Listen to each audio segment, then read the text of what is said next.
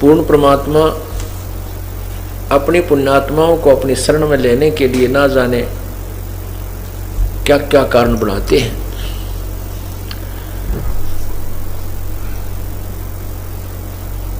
एक समय की बात है,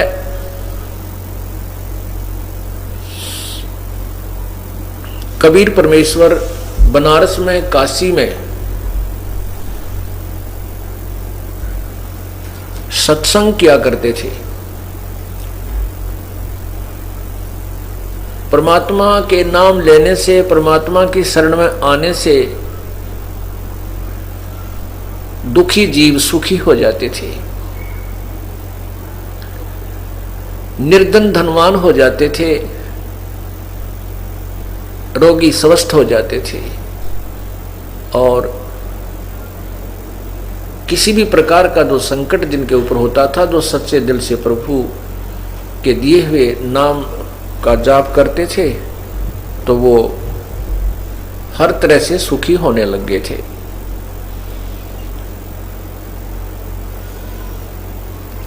एक सर्वानंद नाम का बहुत बड़ा विद्वान ब्राह्मण था।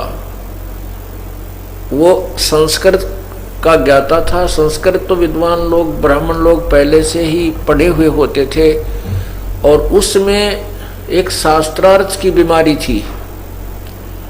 शास्त्रार्थ एक ऐसा रोग था जो अभी तक हमें परेशान कर रहा है। शास्त्रार्थ कैसे होता था? एक विद्वान आता था कि मेरे साथ शास्त्रार्थ कीजिए, दूसरा विद्वान यानी पंडित उसके साथ शास्त्रार्थ करता था। दोनों संस्कृत बोलते थे और श्रोता अशिक्षित होते थे जिनको संस्कृत का ज्ञान नहीं होता था। और जिसने भी संस्कृत अधिक बोल दी उसी की महिमा हो जाती थी। और जिनको संस्कृत समझ में नहीं आती वो श्रोता, अशिक्षित श्रोता, अपनी तारी पीट कर उन दोनों विद्वानों की यानी ब्राह्मणों की जय और पराजय का फैसला किया करते थे।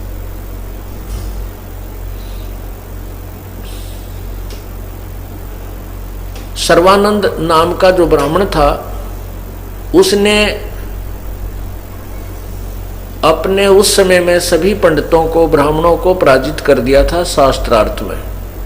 वो क्या करता था कि एक बैल के ऊपर एक थैला डालकर दोनों तरफ, जैसे गधे का बोरा होता है, ऐसे उसमें एक बोरा डालकर, ऐसे थैला डालकर उसके अंदर सभी शास्त्र, वेद, चारों वेद, 18 पुराण और 6 उपनिषद, 11 उपनिषद, 6 शास्त्र, रामायण, महाभारत, सुधा सागर, श्रीमद् भागवत सुधा सागर आदि, गीता जी, सभी ग्रंथों को रखा करता था और व्याकरण आदि भी साथ रखता था। उसने वेदों के मंत्रों को कंठस्थ याद किया हुआ था, पुराणों के भी अध्याय आदि उसने कंठस्थ याद किए हुए थे। उसने आसपास के उस समय के सभी विद्वानों को शास्त्रार्थ में पराजित कर रखा था। उस सर्वानंद ब्राह्मण की एक माता जी जिसका नाम शारदा देवी था,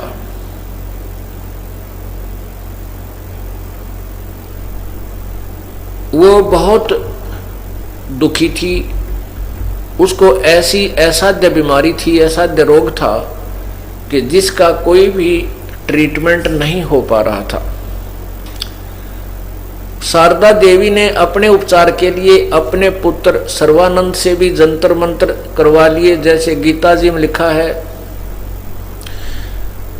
कि वो 4 प्रकार के मुझे बजते हैं, जिसमें ज्ञानी, आर्थ, अर्थार्थी, ज्ञानी, आर्थ, जिज्ञासु और ज्ञानी।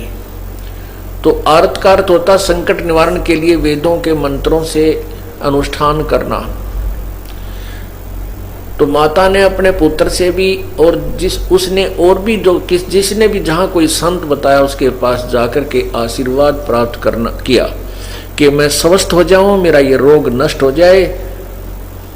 लेकिन सब जगह व्यर्थ रहा, कोई भी वैद्य की दवाई काम नहीं कर रही थी। पुण्यात्माओं, जब जिसके ऊपर 3 ताप का प्रभाव होता है वो किसी भी जंतर मंत्र से या किसी देव के भगवान के जाप से पूर्ण परमात्मा के अतिरिक्त और पूर्ण संत से प्राप्त किए बिना कोई भी जाप जंतर मंत्र कोई करता है, उससे वो 3 ताप और प्रारब्ध कर्म समाप्त नहीं होता, वो भोगना ही पड़ता है। इसी वो जहाँ भी गई, वो पुण्यात्मा, वो दुखी स्त्री, वो बहन जहाँ भी गई, तो पहले तो उन ऋषियों ने जंतर मंत्र बताए, आप ये जाप करो, आप ऐसा करो, ऐसा करो, ऐसा पुण्य करो, वो सब कुछ कर लिया, लेकिन शारदा जी को कोई लाभ नहीं हुआ। तो अंत में वो ऋषि कह देता था, वो गुरु कह देता था कि बहन, ये तेरे प्रारब्ध का कर्म है, प्रारब्ध कर्म, ये पाप कर्म तुझे भोग कर ही समाप्त करना होगा, इसका कोई इलाज नहीं होता। साथ में वो उदाहरण भी देते थे कि किए हुए कर्म का फल, प्रारब्ध का कर्म तो भोगना ही पड़ता, ये पाप अक्षमा नहीं होता, नष्ट नहीं हो सकता। इसी प्रकार सबसे जवाब लेख प्राप्त करके वो माई अंतिम सांस गिने थी। उसके शरीर में बहुत ज्यादा पीड़ा रहती थी, न भूख लगती थी, न प्यास लगती थी, शरीर भी जीर्ण शीर्ण हो गया था। और वो सोच रही थी मेरी अब मृत्यु निकट है, और तड़फ रही थी, बहुत कष्ट पा रही थी। एक दिन परमात्मा कहते हैं, सौसल छिद्र मैं करूं अपने जन के काज, और हिरण्यक्ष कहते हिरणाकुश जो मार दूं मैं नरसिंह धर लूं साज। गैल गैल लाग्या फिरूं, जो जन हमारी शरण है ताका हूं मैं दास, और गैल गैल लाग्या फिरूं जब लग धरती आकाश। एक दिन उस शारदा के पास उसी का एक रिश्तेदार ब्राह्मण आया। उस ब्राह्मण ने परमात्मा कबीर जी से उपदेश ले रखा था। हाँ, उससे पहले एक उसकी सहेली आई जिसने कबीर परमात्मा से उपदेश ले रखा था, शारदा की सहेली ने। और वो काशी से दूर आसपास किसी नगर गांव की रहने वाली थी, तो वो बहुत कम आ पाती थी। एक दिन उसके मन में आया कि आज अपनी सहेली से भी मिल चलती हूँ और आज सत्संग भी सुनकर आऊंगी सतगुरुदेव का। तो पहले वो अपनी सहेली के पास चली गई। शारदा के उस सतिथि को देखकर उसने कहा, बहन आपको क्या तकलीफ है? आप तो बहुत वीक हो गई हैं, बहुत कमजोर हो गई हो। शारदा जी ने कहा, बहन क्या बताऊं, मैं बहुत ही दुखी हूं, अंतिम श्वास गिन रही हूं। तो उस परमात्मा की शिष्या ने कहा कि आप इलाज करा लीजिए। शारदा ने कहा कि मैंने कोई वैद्य डॉक्टर नहीं छोड़ा है, सबसे इलाज करा लिया, लेकिन दवाई कोई असर नहीं करती, औषधि निष्क्रिय हो रही है। मैंने सब संत, बहुत से जो प्रसिद्ध संत हैं उनसे भी संपर्क साधा है, सभी ने कह दिया है कि ये तेरे प्रारब्ध का कर्म है, ये तुझे भोगना पड़ेगा, इसका कोई इलाज नहीं। बहन मैं तो अपने अंतिम सांस गिनू हूँ, जो दुख मेरे साथ ही जाएगा, और मेरा कोई नरक जो है, मेरा जीवन नरक हो गया है। तब उसकी सहेली जो परमात्मा कबीर जी की शिष्या थी, उसने कहा, बहन मैं आपको एक राय देती हूँ, प्रार्थना करती हूँ, आप हमारे गुरुदेव से उपदेश ले लीजिए, आपका ये रोग नहीं रहेगा। अब उस बहन ने बड़े प्यार और श्रद्धा से कहा था कि यदि ये हृदय से गुरुदेव के चरणों में आ जाएगी तो इसका कष्ट संकट निवारण हो जाएगा।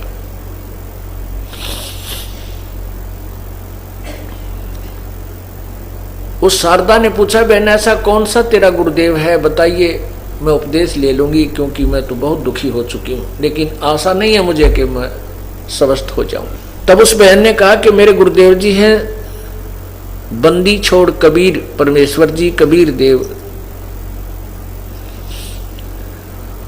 उस शारदा जी ने पूछा कि कहाँ रहते हैं वो। उन्होंने बताया कि आपके साथ ही यहाँ थोड़ी सी दूरी पर एक जुलाहा कॉलोनी है, उसमें रहते हैं। उनकी जाति क्या है, शारदा ने पूछा। बहन ने उत्तर दिया, शिष्या ने, परमेश्वर की शिष्या ने उत्तर दिया कि उसका नाम कबीर है, उसकी जाति जुलाहा है। और बहन वैसे तो संत की कोई जात नहीं होती। कबीर परमात्मा अपनी वाणी में कहते हैं कि जात ना पूछो संत की, पूछ लीजिए ज्ञान, और मोल करो तलवार का, भाई पड़ी रहने दो म्यान। तो शारदा ने जब ये सुना कि वो जुलाहा जाति से है और हम ब्राह्मण जाति से, उसी समय मस्तिष्क में 3 त्योड़ी पड़ी, 3 सिलवट पड़ी और कहने लगी, बहन तू मेरा धर्म भ्रष्ट कराना चाहती है। हम उत्तम कुल में जन्म है और एक नीच जात के जुलाहे को और एक ब्राह्मणी उसको गुरु बनाएगी, हम तो जगत गुरु हैं। अब वो बहन कहने लगी, जो परमात्मा की शिष्या थी, उसने कहा, शारदा मैंने तो आपके भले के लिए कही, आप नाराज मत होइए, लेकिन ये मैं आपसे गारंटी देती हूं कि आप स्वस्थ हो जाओगी। तो वो देखो, कहते हैं इस लोक लाज में आदमी इतना जकड़ा पड़ा है। शारदा कहने लगी, मैं तो ये रोग भुगत लूंगी, इस दुख को ही भोग लूंगी, पर मैं उस छोटी जाति वाले को गुरु नहीं बना सकती। काल ने ऐसा बांध दिया इस प्राणी को कि इसके जाल से निकल ना जा। वह बहन जो परमात्मा की शिष्या थी, वह उठकर चली गई। वे ठीक है, जैसे आपको उचित लगे ऐसे कर लीजिए, लेकिन ध्यान रखना ये जात पात 2 दिन की है। आज आपकी मृत्यु हो जाए, फिर क्या पता आप मुसलमान के घर में जन्म ले लो, क्या पता आप किसी और दूसरे घर में जन्म लो, क्या पता आप जुलाहे के घर भी जन्म ले सकती हो। आप ब्राह्मण हो तो, अब ब्राह्मणी हो तो इस बात पर विचार करो कि मृत्यु के उपरांत ये प्राणी किसी भी जूनी में जा सकता है, किसी भी जाति में जन्म हो सकता है। तो वो कहने लगी, बहन शारदा बोली, तू मुझे घड़ी शिक्षा मत दे, मेरा दिमाग खराब ना करे। तो वह शिष्या जो परमात्मा की थी उठकर आ गई और कहती है, भगवान देख अंतिम श्वास गिना है और फिर भी आत्म कल्याण का भी इसको जो है ना उत्साह नहीं बना। ऐसे अपने मन में विचार करती हुई सत्संग सुनने आ गई। कुछ दिनों के बाद वो कबीर परमेश्वर का एक शिष्य ब्राह्मण जो शारदा जी का निकटतम रिश्तेदार था, संबंधी था, वो भी बहुत परेशान था। पूरा परिवार दुखी रहता था, पूरे परिवार पर जो है 3 ताप का प्रभाव था, शारीरिक कष्ट पूरे परिवार को। उसकी पत्नी तो अंतिम श्वास गिने थी और लड़के और लड़कियां भी बहुत दुखी थी और वित्तीय हालत बहुत कमजोर थी, बहुत बड़ा निर्धन था। रिश्तेदारों से उधार मांगकर भी वो छिक चुका था और रिश्तेदार भी उसको उधार देना बंद कर चुके थे। उसको देखते ही दरवाजा बंद कर दिया करते थे, ऐसी स्थिति थी। उस पुण्यात्मा को भी एक परमात्मा कबीर परमेश्वर की कोई शिष्य वहां पहुंचा, उसको सारी कहानी सुनाई, बार बार समझाया। उसको भी यही आंट बनी हुई थी कि मैं ब्राह्मण हूं और वो छोटी जाति का है। तब उस भक्त ने, परमात्मा के शिष्य ने, कबीर जी के शिष्य ने बार बार समझाया, तो कहते मरता क्या नहीं करता। उस ब्राह्मण ने परमात्मा का उपदेश अपनी पत्नी को दिला दिया। नाम लेने से उसकी पत्नी को बहुत राहत मिली, बहुत राहत मिली। फिर उसने अपने बच्चों को दिलाया, वो भी काफी राहत हुई। फिर उसको इतना ऐसा चांदना होया, ऐसे प्रेरणा हुई, स्वयं भी जाकर के परमात्मा के चरणों में गिर गया, उपदेश ग्रहण किया कबीर परमेश्वर से।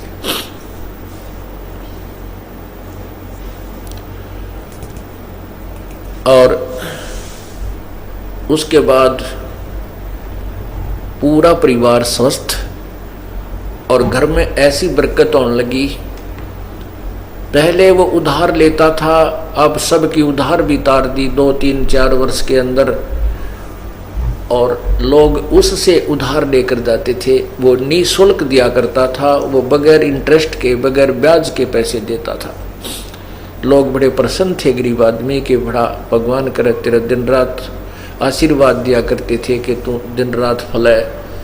ऐसा साहूकार हमने देखा है नहीं जो बगैर ब्याज के पैसे देता है। परमात्मा मना करते हैं कि ब्याज नहीं लेना चाहिए, किसी की मदद करना चाहते हो तो वैसे कर दीजिए, अन्यथा पैसा मत, ब्याज नहीं लेना चाहिए। अब वो इतना सुखी हो गया कि जन जन को जाकर कहता है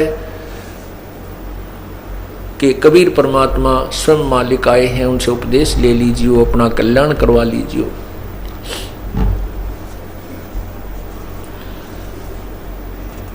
एक दिन उसका जाना होगा शारदा जी के घर पे। शारदा जी इस बात से परिचित थी कि वो हमारा रिश्तेदार जो उस गांव का है वो बहुत ही महादुखी था, और अब वो किसी संत के पास जाता है। वहां जाने से पूरा से परिवार सुखी हो गया है और उसकी वित्तीय स्थिति भी बहुत अच्छी सुधर गई है।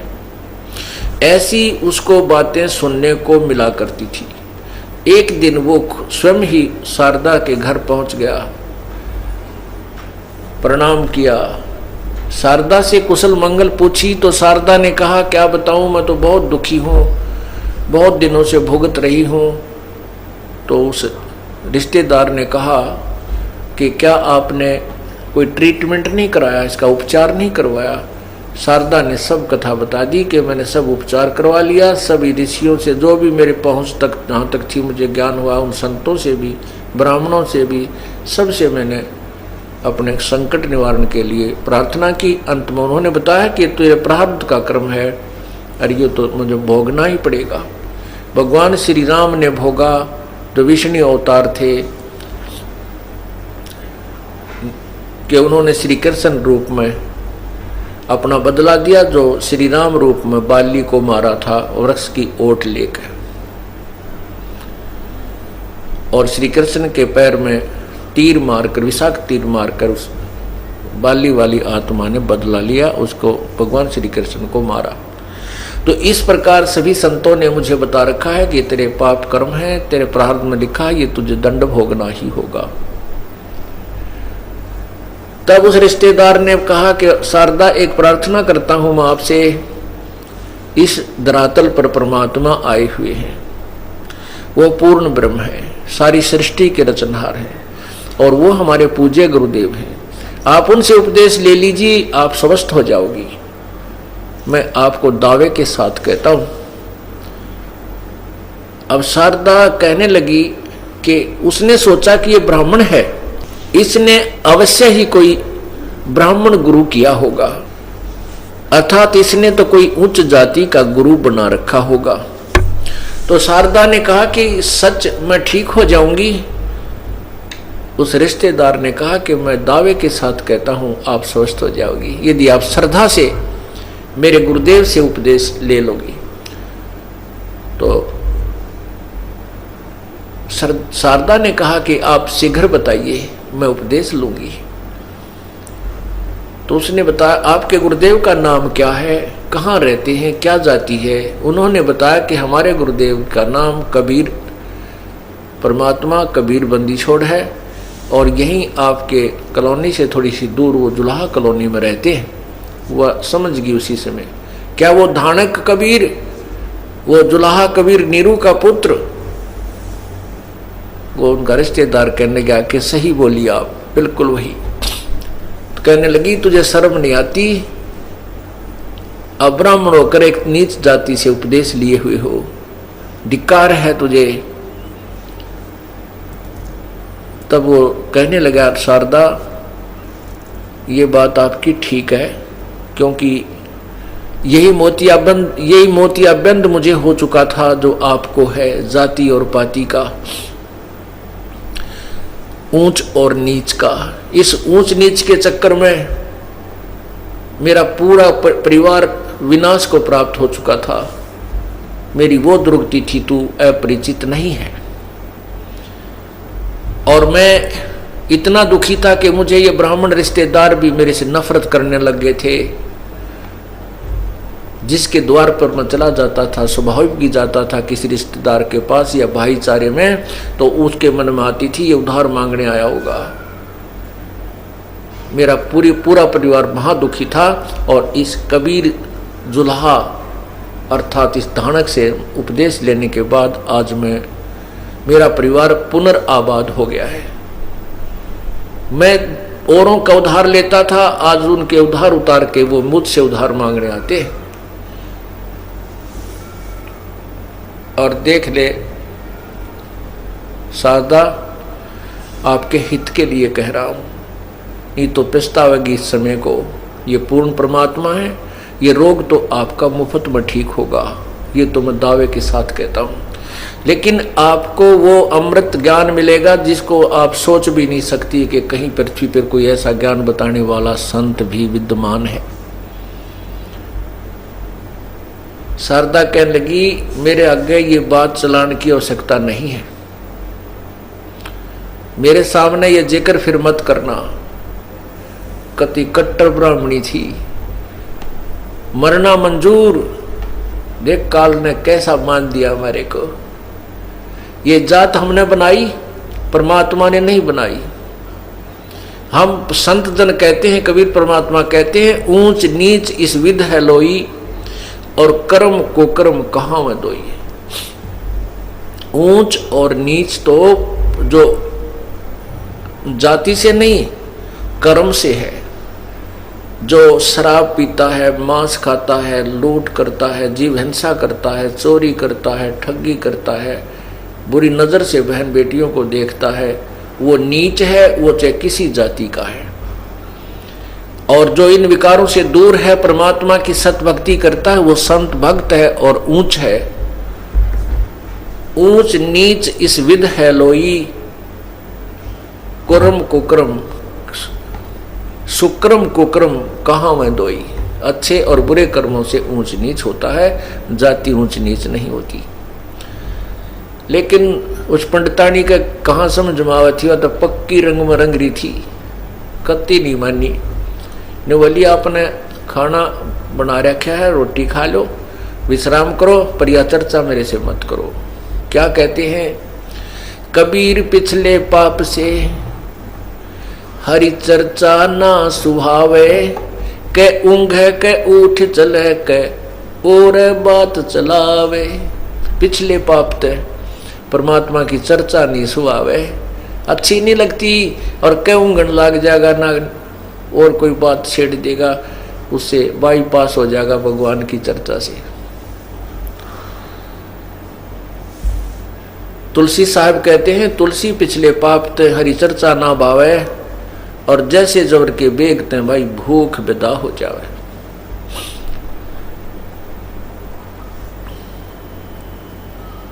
जैसे रोगी, जबर के रोगी को, जिसको बुखार हो जाता है, उसको खाना अच्छा नहीं लगता।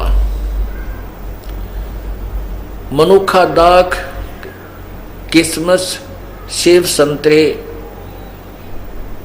और रोटी कड़वी लगती है और वो खा नहीं सकता। न तो रोटी कड़वी है, ना किशमिश कड़वी है, ना मनुखा दाग कड़वी है, ना सेब संतरे कड़वे हैं। कड़वा उसकी बुखार ने उसके शरीर की व्यवस्था को बिगाड़ दिया, जिस कारण से उसको मीठी वस्तु भी, वो पदार्थ भी अब कड़वे नजर महसूस होते हैं। ठीक इसी प्रकार पाप कर्मों के जो दबाव से, प्रभाव से प्राणी को इतना बुखार बन जाता है, इतना दबाव बन जाता है पाप कर्मों का कि राम नाम की मनुखा दाख भी उसको नीम जैसी कड़वी लगती है, उसको अच्छी नहीं लगती। पुण्यात्माओं, इस पाप कर्मों के जबर को उतारने का ट्रीटमेंट, उपचार भी यही है कि कड़वी गोली ही खानी पड़ेगी। मलेरिया हो जावे तो कड़वी कुनीन खानी ही पड़ती है, चाहे वो रुचि कर लगे या ना करे लगे, वो कड़वी दवाई का फांका मारना पड़ेगा।